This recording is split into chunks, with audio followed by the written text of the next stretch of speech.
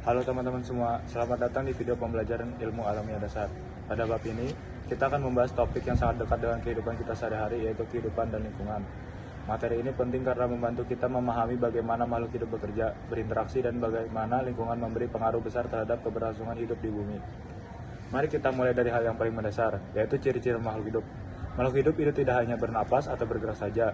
Ada beberapa ciri yang dimiliki semua makhluk hidup, diantaranya 1. Tumbuh dan berkembang. Semua makhluk hidup bertambah besar, tinggi, atau berat. Selain itu, mereka juga berkembang menjadi lebih dewasa, misalnya bayi menjadi anak, remaja, lalu orang dewasa. Kedua, bereproduksi. Ini adalah kemampuan makhluk hidup untuk menghasilkan keturunan agar jenisnya tetap lestari. Ada dua cara, yaitu seksual, seperti manusia dan hewan, kemudian aseksual, seperti pembelahan sel pada amuba, tunas, dan pada tumbuhan atau spora. 3. Peka terhadap rangsang iritabilitas. Makhluk hidup bisa merespon perubahan lingkungan. Contohnya, bunga mekar ketika kena cahaya, manusia menjauhi panas, hewan berlari saat mereka terancam. 4. Bergerak. Semua makhluk hidup bergerak. Meski bentuknya berbeda, manusia dan hewan berpindah tempat. Tumbuhan bergerak secara internal seperti pergerakan plasma dalam sel. Kemudian kelima, melakukan metabolisme.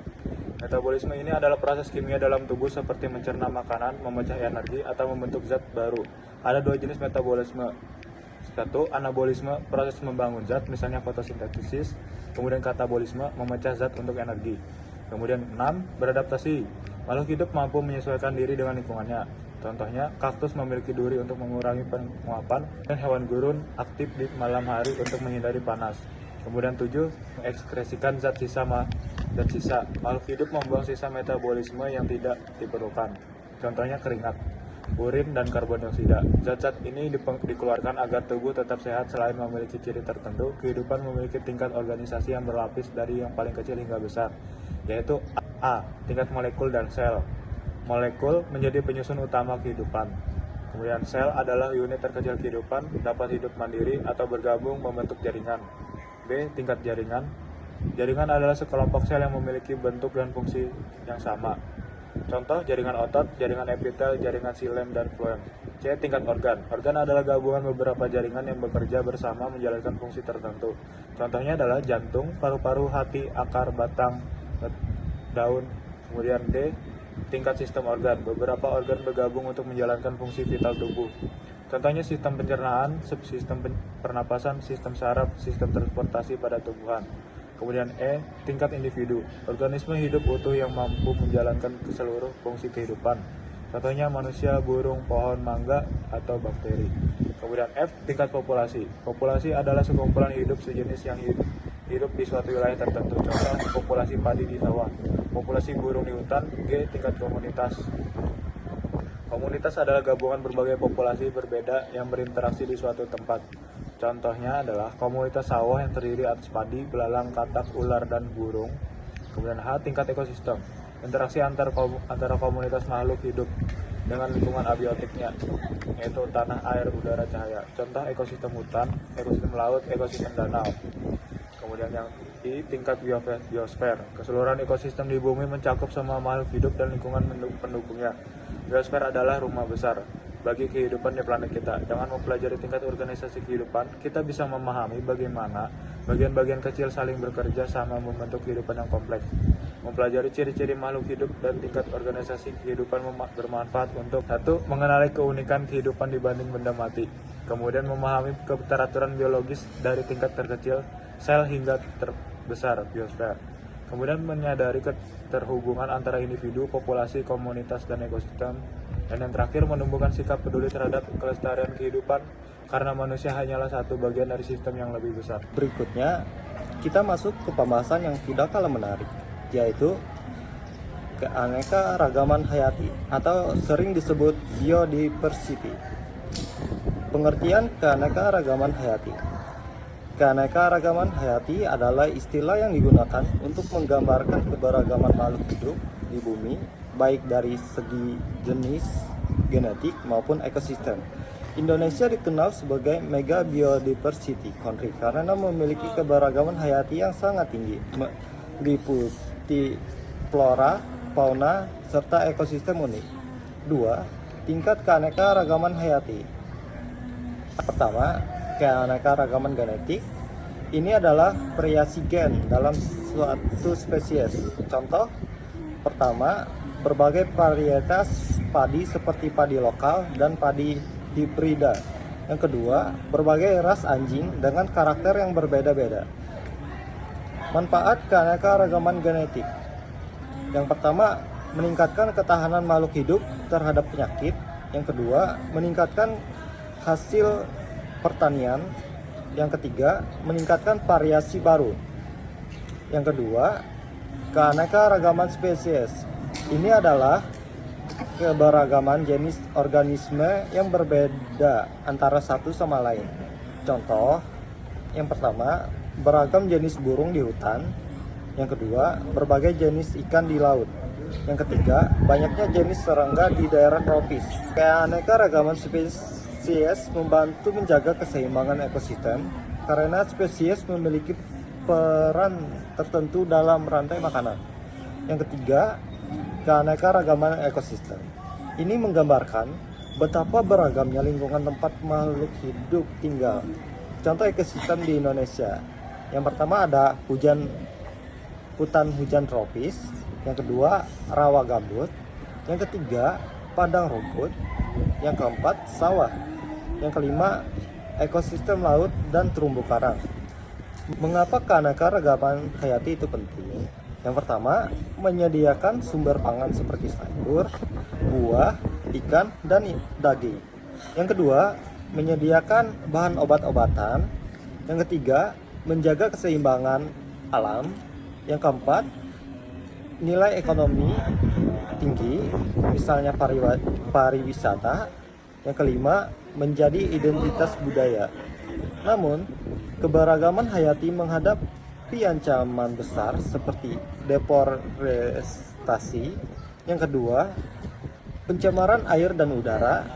Yang ketiga, perburuan liar. Yang keempat, perubahan iklim. Karena itu, kita harus memahaminya agar dapat menjaga kelestariannya. Interaksi biotik dan abiotik dalam menjaga keseimbangan lingkungan. Dalam sebuah ekosistem, ada dua komponen utama yaitu biotik dan abiotik. Komponen biotik ini adalah makhluk hidup seperti tumbuhan, hewan, manusia, mikroorganisme, bakteri atau jamur. Komponen abiotik, faktor tak hidup, air, tanah, udara, cahaya, suhu, dan mineral. Keduanya tidak berdiri sendiri, melainkan saling berinteraksi. Interaksi inilah yang menciptakan keseimbangan ekosistem. Tanpa keterpaduan antara faktor biotik dan abiotik, kehidupan di bumi tidak akan berjalan dengan baik. 2. Komponen biotik dan perannya. Produsen autotrof, organisme yang mampu membuat makanan sendiri melalui fotosintesis, misalnya tumbuhan hijau dan alga. Mereka menjadi dasar rantai makanan. Konsumen atau heterotrof, organisme yang memperoleh energi dengan memakan makhluk hidup lain, misalnya hewan dan manusia. Decomposer, pengurai. Mikroorganisme seperti bakteri dan jamur yang menguraikan sisa makhluk hidup menjadi nutrisi kembali ke tanah. 3. Komponen abiotik dan perannya. Air, medium kehidupan, pelarut universal, mengatur suhu dan vital bagi semua organisme. Tanah, tempat hidup tumbuhan, sumber mineral dan cadangan air. Udara atau atmosfer, menyediakan oksigen, karbon dioksida, nitrogen yang diperlukan untuk respirasi, fotosintesis, dan siklus nitrogen. Cahaya matahari, sumber energi utama bagi fotosintesis dan pengatur iklim bumi. Suhu, menentukan jenis organisme yang dapat hidup di suatu wilayah. 4. Bentuk interaksi biotik dan abiotik. Fotosintesis, tumbuhan biotik memanfaatkan cahaya, air, dan CO2. Abiotik, untuk menghasilkan oksigen dan glukosa yang menjadi dasar energi bagi kehidupan. Respirasi dan siklus gas. Hewan dan manusia membutuhkan oksigen abiotik untuk respirasi dan menghasilkan CO2 yang kembali dipakai tumbuhan untuk fotosintesis. Siklus nutrien. Sisa makhluk hidup diuraikan oleh dekomposer eubiotik menjadi mineral eubiotik yang kemudian diserap kembali oleh tumbuhan. Adaptasi lingkungan. Kaktus beradaptasi di daerah kering dengan daun berbentuk duri untuk mengurangi penguapan. Hewan kutub memiliki bulu tebal untuk menahan suhu ekstrim. Keseimbangan lingkungan. Keseimbangan menjadi bila interaksi biotik dan abiotik berlangsung harmonis.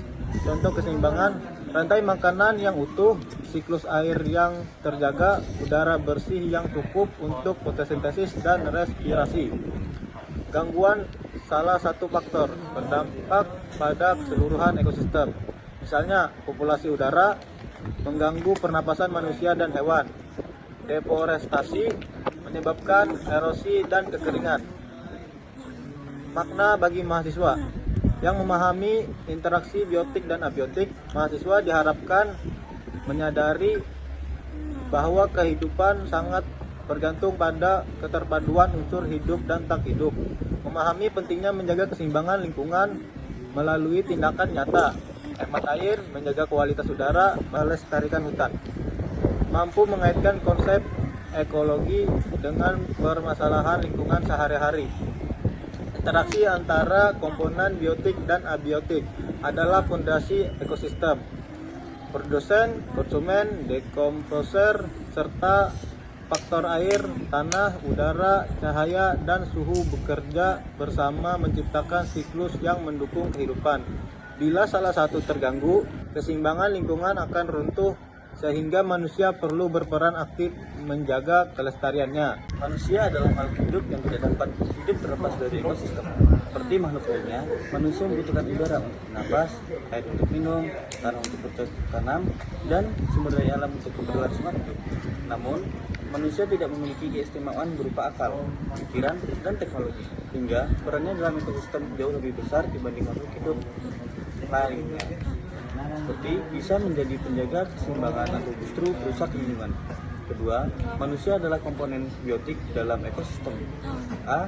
Sebagai konsumen, manusia tidak bisa membuat makanan sendiri, sehingga bergantung pada tumbuhan.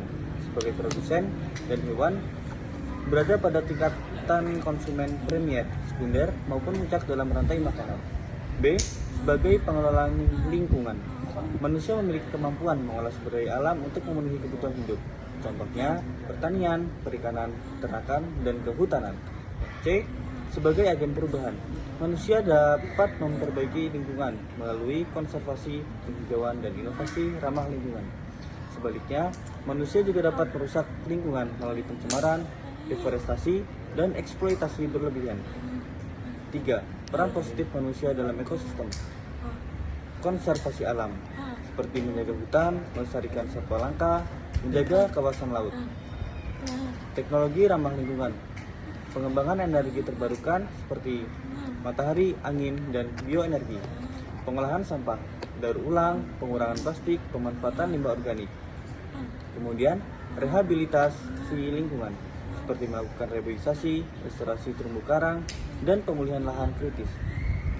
Kemudian edukasi lingkungan, mengajarkan masyarakat pentingnya gaya hidup hijau. Yang keempat, peran negatif manusia dalam ekosistem.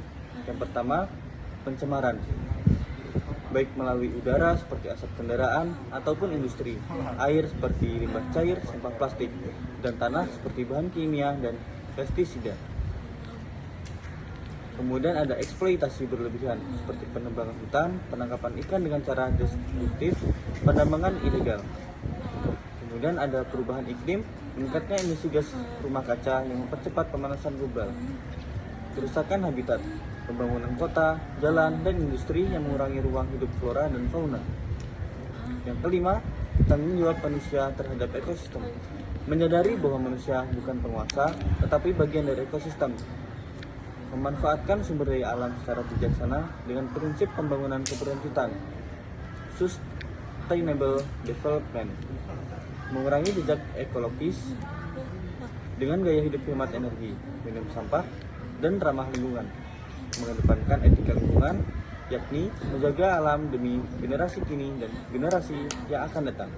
Makna bagi mahasiswa. Bagi mahasiswa, memahami peran manusia dalam ekosistem berarti peka terhadap dampak aktivitas manusia terhadap lingkungan, kritis dalam menilai kebijakan dan praktik pembangunan yang berhubungan dengan lingkungan, aktif berkontribusi dalam aksi nyata seperti kampanye hijau, penelitian berkelanjutan, dan inovasi teknologi ramah lingkungan. Manusia adalah bagian internal dari ekosistem. Perannya bisa menjadi penyelamat atau perusak lingkungan, tergantung bagaimana ia bersikap terhadap alam. Oleh karena itu, manusia harus menempatkan dirinya sebagai penjaga keseimbangan, bukan sekedar konsumen rakus, agar keberlanjutan kehidupan di bumi tetap terjaga. Kemajuan teknologi di era modern membuat hidup kita lebih mudah. Tetapi, di sisi lain, juga menimbulkan masalah lingkungan seperti polusi, krisis iklim, dan berkurangnya keanekaragaman hayati. Karena itu, kita membutuhkan strategi menjaga kelangsungan ekologi. 2. Prinsip dasar keberlanjutan ekologi. Keseimbangan, menjaga harmoni antara pemanfaatan alam dan pelestarinya. Efisiensi, memanfaatkan sumber daya secara hemat dan bijaksana. Keadilan antar generasi, tidak mengorbankan kebutuhan generasi mendatang demi kepentingan generasi sekarang. Integrasi, melibatkan aspek sosial, ekonomi budaya, dan teknologi dalam menjaga ekologi. 3. Strategi utama dalam menjaga keberlangsungan ekologi. Pengelolaan sumber daya alam secara bijaksana, mengurangi eksploitasi berlebihan melalui prinsip reduce, reuse, recycle. Mendorong penggunaan energi terbarukan seperti tenaga surya, angin, dan bioenergi. Meningkatkan efisiensi penggunaan air, tanah, dan hutan. B. Konservasi keanekaragaman hayati. Melindungi habitat alami seperti hutan, laut, dan rawa gambut. Melakukan reboisasi dan penghijauan di lahan kritis, menjaga satwa langka dari perburuan dan perdagangan ilegal. C. Pengendalian pencemaran dan limbah. Mengurangi emisi gas rumah kaca dari industri dan transportasi, mengembangkan sistem pengelolaan sampah modern, bank sampah daur ulang, menggunakan teknologi ramah lingkungan di industri. D. Pendidikan dan kesadaran lingkungan. Menanamkan etika lingkungan sejak dini melalui pendidikan formal dan non-formal. Mendorong partisipasi masyarakat dalam aksi hijau, clean up day, urban farming. Mengintegrasikan isu lingkungan dalam kurikulum pendidikan tinggi. Pemanfaatan teknologi ramah lingkungan. Teknologi digital untuk membantu kualitas udara, air, dan lahan. Pertanian presisi yang hemat air dan pupuk. Transportasi hijau, kendaraan listrik, transportasi publik massal. 4. Tantangan di era modern. Pertumbuhan penduduk yang menambah tekanan terhadap sumber daya alam. Urbanisasi cepat mengurangi ruang hijau. Iklim global yang menimbulkan bencana lebih sering dan intens. Konsumerisme yang mendorong gaya hidup boros energi dan menghasilkan banyak sampah. 5. Peran mahasiswa dan generasi muda. Mahasiswa memiliki peran strategis dalam menjaga keberlanjutan ekologi, antara lain menjadi agen perubahan dengan gaya hidup ramah lingkungan, hemat listrik, kurangi plastik, gunakan transportasi hijau. Aktif dalam penelitian dan inovasi untuk solusi lingkungan, bioenergi, teknologi daur ulang, eco-friendly product. Jadi dalam gerakan sosial yang peduli lingkungan, baik di kampus maupun masyarakat, mengedukasi masyarakat melalui media sosial dan kegiatan pengabdian. Strategi menjaga keberlanjutan ekologi di era modern menurut kolaborasi antara pemerintah, masyarakat, dunia usaha, akademisi, dan generasi muda. Dengan pengelolaan sumber daya alam yang bijak, konservasi keanekaragaman hayati, teknologi ramah lingkungan, serta kesadaran ekologis yang tinggi, bumi dapat tetap lestari dan layak huni bagi generasi sekarang maupun mendatang. Itulah seluruh materi penting tentang kehidupan lingkungan. Semoga setelah mempelajari bab ini, kita semakin sadar bahwa manusia bukan penguasa alam, melainkan bagian kecil dari kehidupan yang besar. Tugas kita adalah menjaga keseimbangan ekosistem agar bumi tetap layak dihuni oleh generasi sekarang dan masa depan. Terima kasih sudah menyimak. Sampai jumpa di materi berikutnya.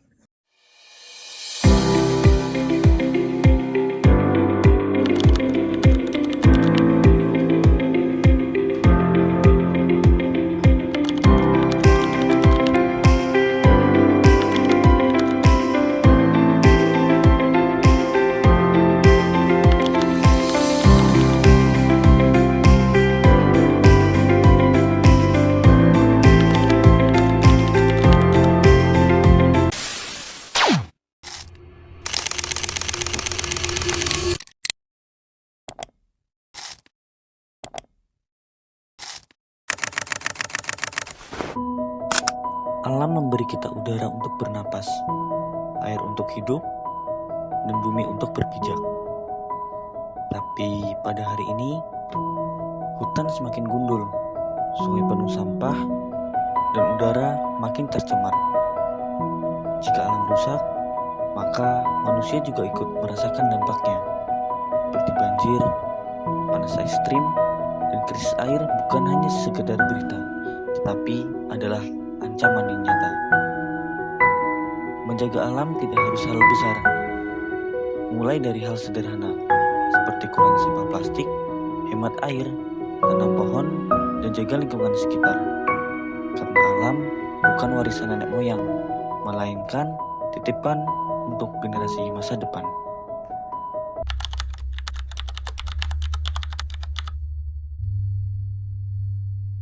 Seperti manusia dan